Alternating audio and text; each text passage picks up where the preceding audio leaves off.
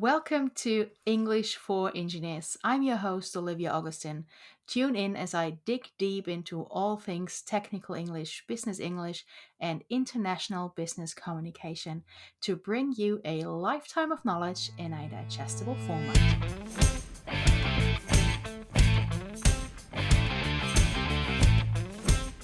Hello, friends, fellow engineers, and the occasional word nerds who are listening in. Welcome to season 2 already. Who would have thought season 2 of the podcast? And to make it even more special, I have to tell you that this is a crossover episode that I'm doing together with Aimee Arsenault. She is the founder of Transmit Safety, a boutique health and safety consulting firm based out of Edmonton, Alberta, with a few noted acronyms behind her name. She has been working in health and safety for more than 15 years, gaining an in depth understanding of all the factors that influence occupational health and safety. And she has tons of experience in various sectors, but also in the construction industry. And that has provided her with a lot of insight into work environment dynamics and communication practices. So that's exactly the stuff you want to hear about. And if you want to know how we met, then you have to listen to the crossover episode on Aimee's podcast called Transmit Safety because she was telling that story. Aimee, great to have you. I am honored that we have decided to do this crossover episode. I love communications. I really enjoy digging deep, as you said, into language, word choices. I am really passionate about culture and organizational behaviors and values. Word selection, word choices, the language that people use very much influences and shapes the shared values and belief systems of a group of people. So, thank you so much for having me. Oh, I'm excited. You're at the right place. Aimee, how did you end up with so much love for language? How did you end up at occupational health and safety in the construction industry? How did that I think happen? it I think it's a little bit of a two-folded question. I went to university with this master plan of getting a degree of some sort of kind and then getting an after degree in education. I then decided when I first went to university, my first semester was going to be up to me. I'm paying for my university. I don't really know what I want to specialize in. I used my first semester to dabble. I sat in my anthropology 101. I loved it. And I went, this is specifically for me. I love the shared value systems. I love figuring out why people do the things that they do. Rewind a little bit. I got my degree in cultural anthropology. I took a year off. I lived in Germany. In the university that I went to, you had to have a second language in order to graduate from the Faculty of Arts. I selected German, therefore, I went to live in Germany. Um, and then fast forward a little bit more than that, I came back to go back and get my after degree in education, but my time in Germany solidified the fact that I was not meant to be in the classroom. I didn't have that the patience that I thought I was having working with children is a very definite skill set that I lacked. So I went back to the company that I kind of was working with all throughout university and said, "Hey, can I come back?" And they said, "Sure. Here is a position we have for you. It's covering somebody's mat leave," and it was in the accounting department. I came back, I arrived, and they went, "Oh, that person's not leaving for another 6 months." And in the meantime, you can just sit at reception, cover the reception desk. And nothing against receptionists and what they do is a very, dynamic skill set. I just wanted to be doing something else. I wanted to be doing something more. So I walked over into the health and safety manager's office and said, "You have that administration position open. That's me. I'm your person. I'll start tomorrow." And there was a little bit more nuancy to that hiring process. But once I got into health and safety, I realized the connection of my interest in culture, share value, share belief systems, and organizational behavior. the organizational values, and how that shapes decisions that are being made in the workplace, Hmm. how that shapes the person to person interactions, how that shapes what types of business the organization decides to bid on, and clients they want to work with. And from a language perspective, well, there's the linguistic side of things. How is a language shaped? How is a language formed? But more specifically in the workplace, the banging your head against the wall, why don't they listen? Or I've told them this 5 times. I just don't understand why they don't understand, is very much a communications challenge. Oh, it is, yes. And do we stop to pay attention to what those nuances are? That's what I like to talk about when it comes to Oh, interesting. communications in the workplace. Interesting. When we discussed our crossover episode, we got started on so many topics. We were talking about navigating HSE tasks. So that's for the non-health safety engineers. HSE is health, safety, and environmental engineering, even though I think DE belongs into another career path. Anyhow, we're talking about that. We Absolutely. were, sorry, getting off topic again. We were talking about the significance of agency in pre-project planning because very often those guys come in later, which is a nightmare. We were talking about communication ethics. We were talking about engineering language versus safety language, about the importance of terminology, and even more topics that came to mind. And we could fill 5 podcasts, I guess. So if I had to pick one, um, and the one that I have, and that one triggered me the most because it sounds the least engineering, if I can use that word, and that was communications and ethics. And I can almost see the faces of some of my engineers like, oh, communications and ethics, what does that have to do with engineering?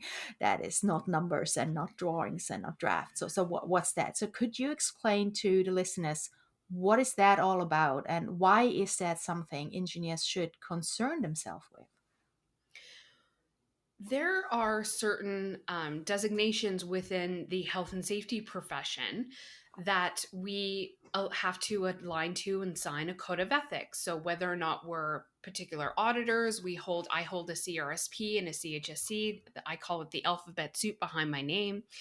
Every every code of ethics that I sign is me understanding what is on that code of ethics, but then also how do I communicate effectively and intentionally my code of ethics, why I do the things that I do and how I do the things that I do with my fellow coworkers, with the people that I'm interacting with, so that when I do have a potentially ethical decision or a difficult decision that is going to push me up against my ethical line, how do I say no? How do I hold my ethical line in the sand, but still maintain the relationship that I have with the group or the individual that I am interacting with in that potentially conflict situation?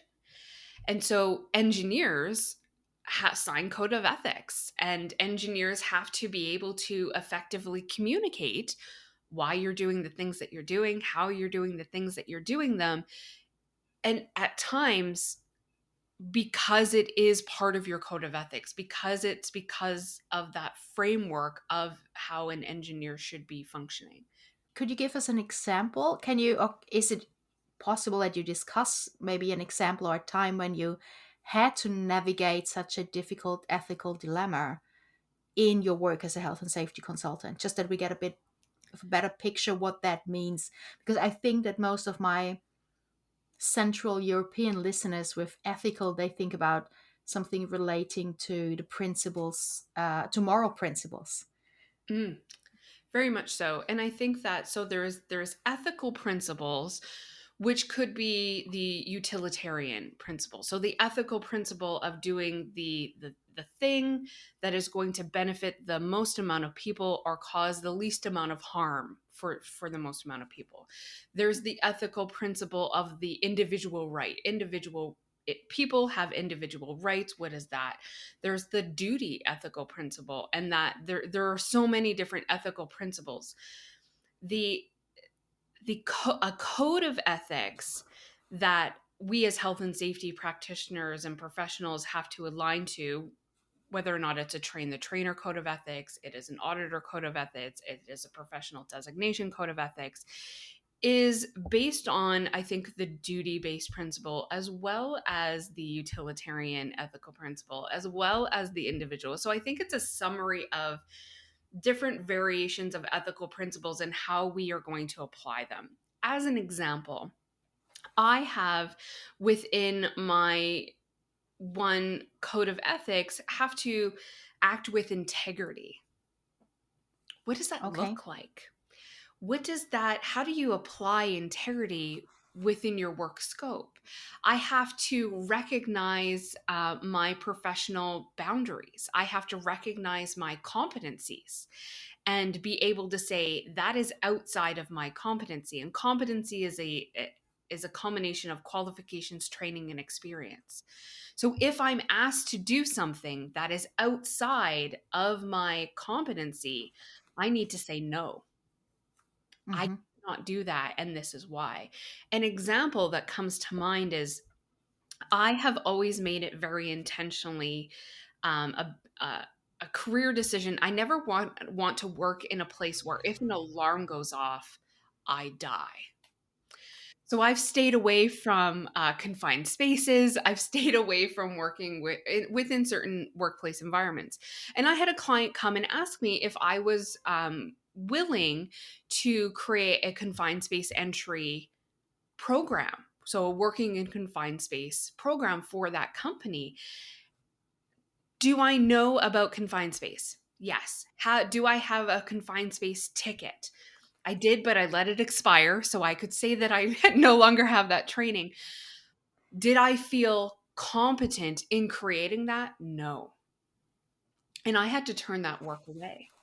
And you might be, your listeners, your engineers might be asked to do something that is outside of their competency, outside of what they have been qualified, trained, and have experience doing. And how do you navigate that conversation of saying no and this is why, or I have to align with my code of conduct and I can't do that. And there could be multiple different situations. As a trainer, I've been asked to expedite the amount of time it would take to get training completed. So the orientation is planned for 4 hours. We need that worker in the field. Can you do it in 20 minutes? No. But Clear no. Yeah. clear no, but the project manager is there going, get it done, get it done, get it done.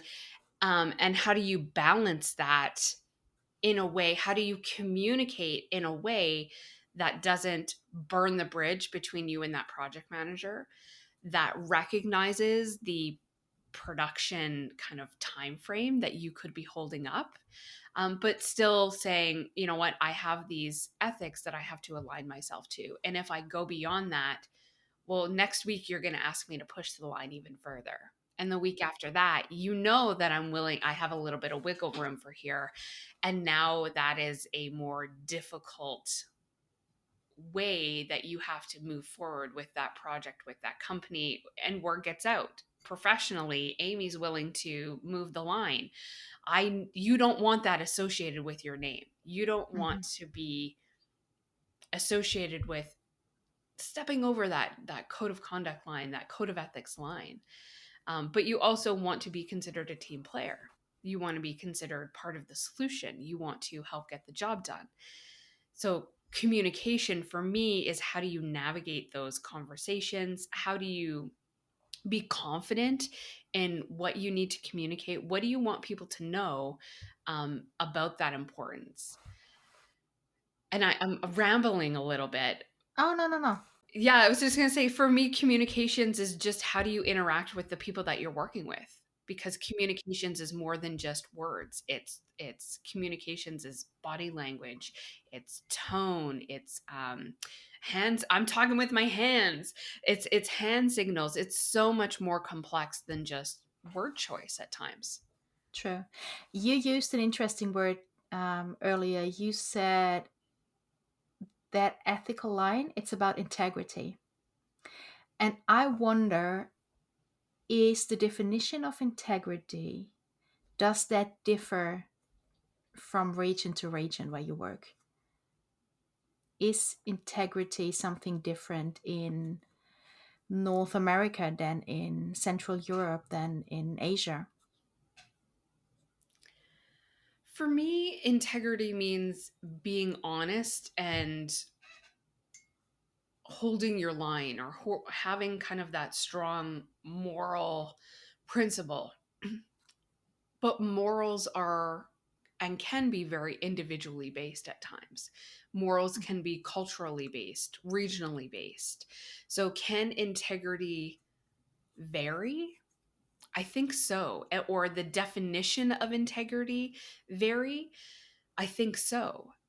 When we think about how you put integrity moving forward, I think for me personally, it's being trustworthy, being kind, being clear in what I'm trying to communicate, being consistent in what I'm doing and how I'm doing it. But can integrity, the definition, change? I think absolutely. Mhm. That's English in its nuances. English is very dynamic, and the language of English, um, It changes by definition. absolutely. English is an always, I think all languages are always evolving and changing. And definitions mean different things to different people depending on which dictionary they pulled off the shelf.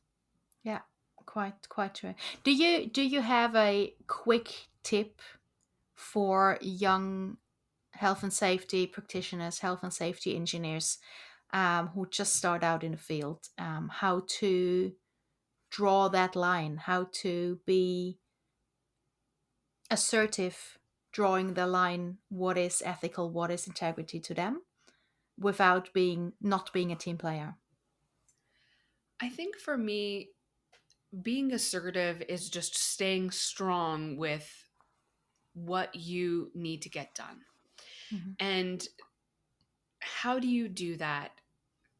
Really is through being clear and concise in your communication. And we talked about clear as kind, or you Oh mentioned clear yes. as kind in our in the Transmit Safety podcast. So I'm going to bring it back into this one, because if you don't communicate what you're doing and how you're doing it, and why, more importantly, why you're doing it, there is a potential for misunderstanding. There is the potential for conflict, unintended conflict based on your actions. And whenever I'm talking to other health and safety practitioners or professionals, if you find that you're constantly in an organization being challenged by your ethics and you're constantly being asked to move that line in the sand, to me, that's a red flag on the organizational values. To me, that is potentially an organization that you don't want to stay in, Oh,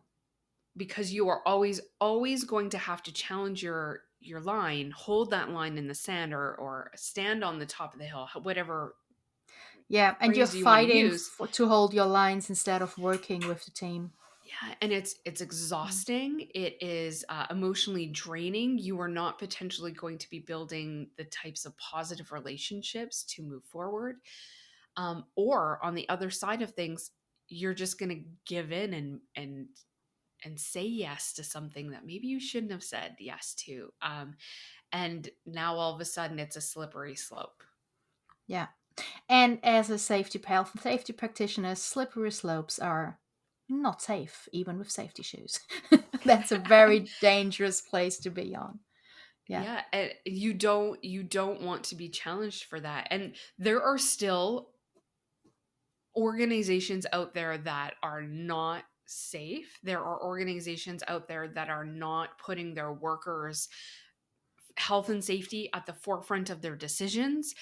And I think for us as people, we need to start challenging back and challenging to say, are these even the right companies that I want to work for Yeah. and buy from? To me, Yes. Oh, I oh, shop my yes. ethics, I shop my I know that values. about you. Yeah. And eventually these organizations will learn that people don't want to work for organizations that are not what I consider, acting with integrity and acting with the health and safety of the workers at the forefront of their mindset. Mhm. And from an engineering perspective, like for the engineers who are listening, you have more impact to health and safety than I think you do. Yes. Oh, absolute yes. Absolute yes. I'm. I don't know if I can just something came into mind, but I remembered when I was at a tech college engineering school, we even learned with if you're building a tunnel, there is an average amount of casualties per kilometer. I mean, how crazy! Now thinking back, I mean, I was a teenager. I was like, oh wow, shocker. Went on with my day. But now thinking back, I'm like, how how do you value life if you talk about that so easily in a class? Oh yeah, by the way, there's this amount of casualties are deadly per kilometer of building a new tunnel. I'm like, why can't we build slower? Can we build more careful? Why can't we as humans not value life higher? That is That's what just the way that that's what we I'd do say. the work here, and that's the way that the work is done, and that's the way it's always been done. Eh, yeah. Yeah, but let's challenge that conversation. And I think Yes, engineers absolutely. have are in a very key point to challenge the design, right? So safety by design, safety by engineering is so important and can make a huge impact not only for the end user, but when we talk about the engineer, the design of a product, of a building, of a structure, whatever it is, not only for the end user, for the public user, but are you thinking about the worker in the installation of that? Are you thinking about the worker when they have to go in and do the maintenance of Hmm. that?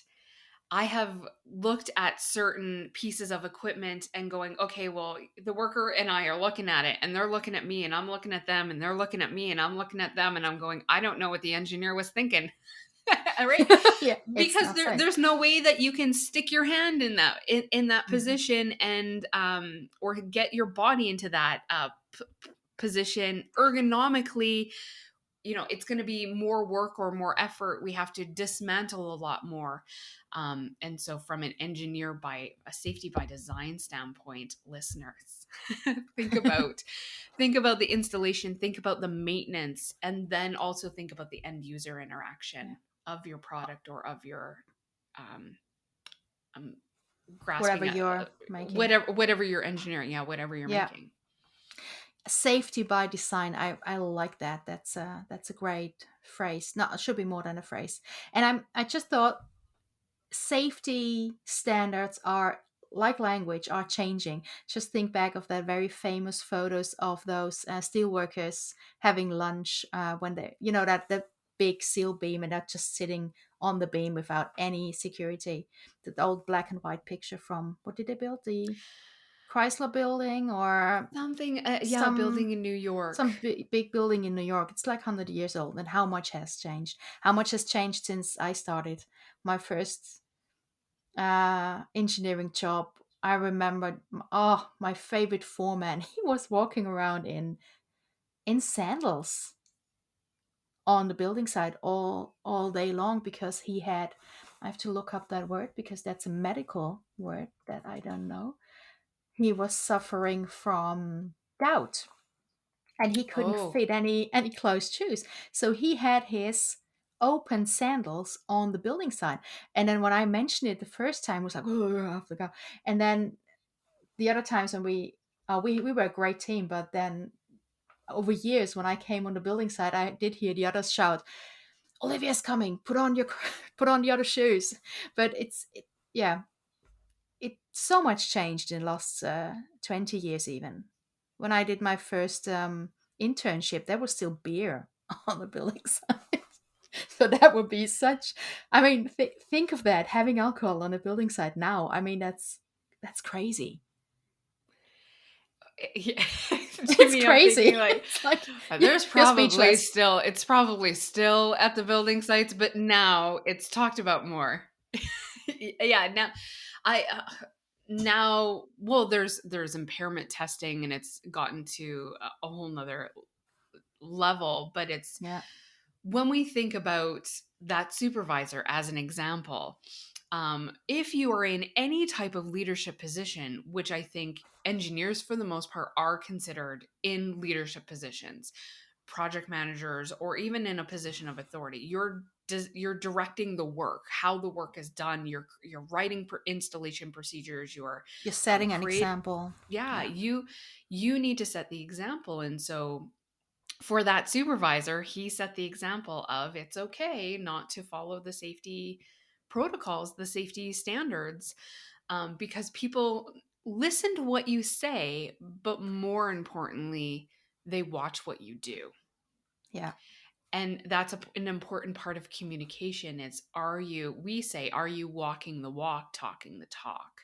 We were talking about ethical language, safety language, even safety body language. But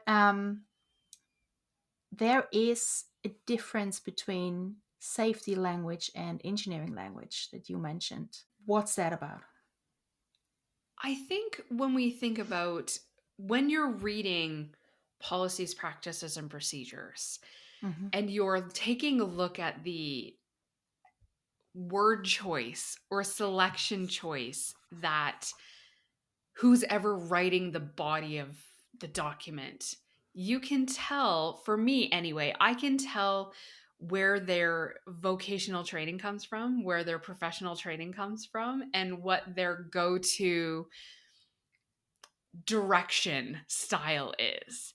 And when we look at engineering language or safety language, we talked a little bit about this in We our did. We crossover did. podcast, is that there is no kind of engineer talk or safety talk. There is though particular word choice selections and how instructions are written more so. So I find that engineer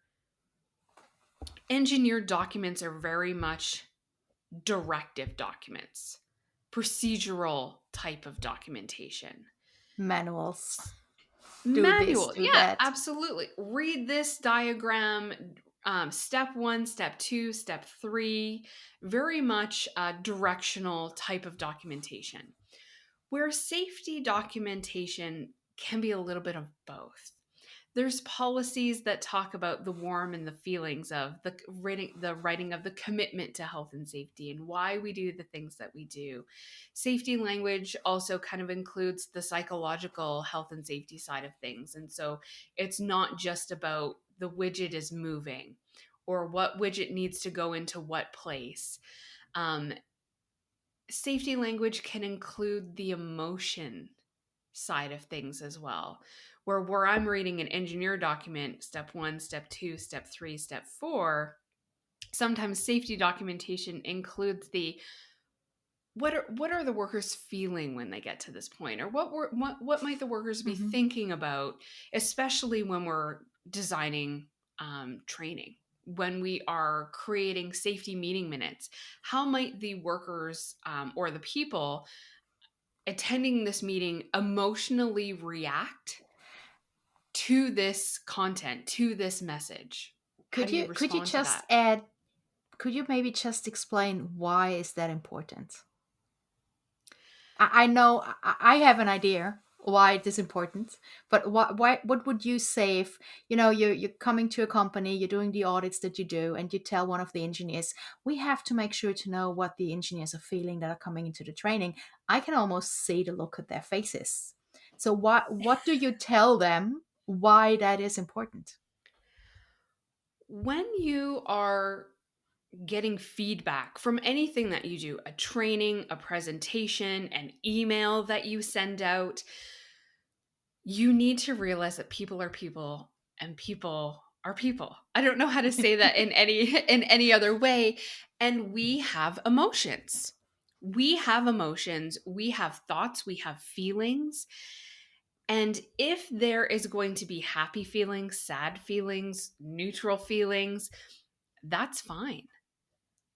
if you are trying to get a behavior change, a decision that's being made, if you are trying to influence other people, you're trying to get them to say yes to your design or go with this particular product that you think is the Wear best. the gloves, wear their hat, wear the safety shoes, whatever. Whatever it is, you need to dig into the why they are doing the things that they are doing. And part of that is the emotional connection to whatever it is that you're trying to communicate with them. And also from that communication side of things, the different terminology that people are used to.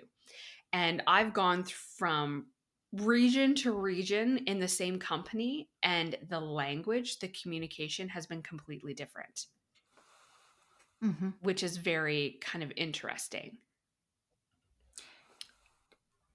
Does it, if you say the language has changed from region to region, even if it's the same mother company, um, is it because the so no, I'm it's on the tip of my tongue that word. Is it because the vibe in the company is different? I would say that even within an organization, from project to project, from region to region, communication styles changes, word selection changes because of the people who are at that project. It is the people who are on those job sites, and each project, each organization, each region, each interaction that you're having with somebody is creating that, what I call that culture. I might have the same procedure in front of me. And I can take my laptop and go from project A to project B. I could take my laptop and go to from project B to project C. And I know the work steps that I need to do. But how I do them and how I communicate what I do, how I do, why I'm doing it might need to fluctuate, might need to pivot depending on who's sitting around me, who's in that coffee, who's in the lunchroom, who am I having coffee with. You need to know who you are working with to figure out that nuance. Or here in Canada, we say to figure out that je ne sais quoi Oh yeah, aspect. the je ne sais quoi, the aspect. Yeah, that is such good advice. And I heard, I think it's the same advice, just in different words. But someone once told me, if it's not against the company principles, it's if it's not against that set of rules that the company has laid down, just go with the cultural flow. Just adapt to the new Mhm. culture, the new country, as long as it's not against the basic principles of the company. Because Yeah, every you have. culture adapts the same rule differently. And that, I think, is linking all the way back to our code of ethics as professionals. Our code of ethics give us that framework, but how you navigate that framework will need to change depending on who you're working with. And that's the same thing as, I will do so much unless it's in violation of a legislation. I will do so much unless it's in non-compliance with the company policy, rule, procedure. I will do so much unless it's um, in conflict with my code of conduct. The way that I kind of explain it in conversation with people is that the rules, the policies, the procedures, the legislation, your code of ethics, those are the boundaries. But how you decide to put the ball in the net, the puck in the net, the ball in the hole, the ball in the hoop, however you decide to get the goal, whatever terminology, whatever. Here's the thing. Whatever sport that country is most popular with, or whichever sport that work group most likely watches, that is the sport analogy that I will use. But however you decide to do that is up to you, depending on the players, depending on their skill set, depending on the coach that you have, depending on all of these different factors. And it's up for us to figure out what those factors are. Yeah. One last question. Imagine a young health safety specialist, not only maybe the second job, just switching companies, coming into a complete new environment, similar codes of conduct, similar, the same legislation they're under, complete different work culture. What tip would you have for them?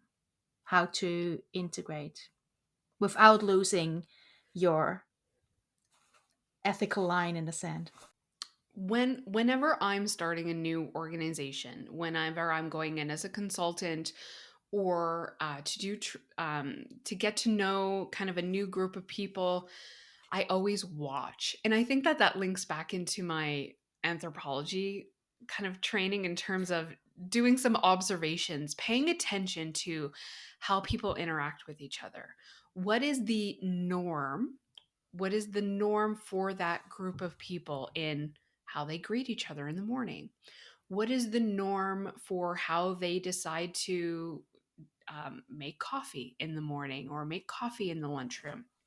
What is the norm for the way that people send invitations to meetings? What is the norm for expectation for time that it takes for people to interact with each other? I really sit back and I observe. And even in terms of attending meetings, who has authority in the organization isn't always who's at the top of the org chart. And if I want to make a really impactful, key kind of initial relationship, I pay attention to who do people look at when meetings are occurring. Are they looking at the speaker? Are they looking at somebody else to see what their body cues are? When people speak up and they're interacting, who are they body cue telling you they feel is important? Who are they looking at? Who are they leaning forward to? If somebody nods in a meeting first, how many other people automatically nod with them or not, or go, no? So, whenever I'm starting a new company, whenever I'm meeting a new group of people, whenever I'm trying to figure out who to interact with, I pay attention. I'm making notes. Who has influence? Who has what we call referent power? And referent power is trust. Power built by trust, power built by respect. I'm By paying attention integrity. to Exactly. I'm paying attention to what is the actual structure of this organization. Is this an autocratic type of leadership? Is this a more laissez-faire type of organization? Because I work very well in certain types of leadership positions. And if you want to be successful, you need to figure out what that type of leadership structure is within the organization. You're going to figure it out when you hit some what I Yes. call roadblocks, or when you step on certain what I call landmines and you're like, "Ooh, didn't know that was under that that conversational note there." You're There are certain ways that you can figure it out unintentionally by somebody saying you cross the line here, or that's not how we do things here, or you can do it a little bit more intentionally by observing how people are interacting with each other. So Very my number interesting. one tip: sit back, listen to understand, and observe. Yeah. Very, very sound advice. And if you think now, oh, I need Aimee's experience in my professional life, you can find her on LinkedIn, on Instagram, on Twitter. I highly, highly, highly, and did I already say highly recommend listen to her Transmit Safety podcast, which is full of gold nuggets, and I'm an addict already. Or subscribe to her newsletter, and all those things are linked through her website, transmitsafety.com. And as always, you will find all the links at the end of this podcast description as well. That was it. This was English for Engineers Season 2, Episode 1. As we come to the end of this episode, I want to mention again that this is a crossover because Aimee and I talked and recorded even more. And the other part of our conversation is available on Aimee's podcast called Transmit Safety, and you can listen to it on Spotify as well. I'm your host, Olivia Augustin. Talk to you soon.